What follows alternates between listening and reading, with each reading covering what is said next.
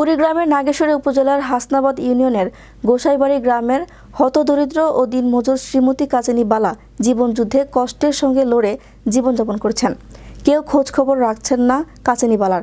এদিকে দুই চোখ অন্ধ কাচেনি বালা প্রতিবন্ধীর ভাতা ও স্থানীয়দের সহায়তায় ঝড় বৃষ্টি অপেক্ষা করে দীর্ঘ 16 বছর থেকে ভাঙা ঘরে খেয়ে না খেয়ে জীবন কাটাচ্ছেন।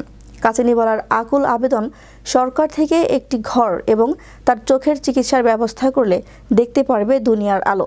এদিকে কুড়িগ্রাম জেলা প্রশাসক মোহাম্মদ সাইদুল আরিফকে অন্ধ কাচেনি বালার বিষয়ে বললে তিনি কাচেনি বালার সকল সমস্যা সমাধানের আশ্বাস দিয়েছেন। একটা নাই থাকতে জায়গা আমার গুলি ঘরে ঘরে থাকে, ঘরে একটা ব্যবস্থা করে দেন আর সব দুইটি দয়া করে যদি চিকিৎসা করি ভালো করে দিয়ে পান তাহলে সরকারের থেকে কাচিনি অনেক চোখে দেখতে পারে না, জনপদ থেকে দিন অন্ধ, কিন্তু আমাদের সরকারের কাছে আকুল আবেদন উনি যেন সেই বাংলাদেশের সরকার যেন শেখ হাসিনা যেন তার চোখ দূরে একটু ব্যবস্থা করে দেয় এবং থাকার জন্যে একটু ঘরের জন্য ব্যবস্থা করে দেয়।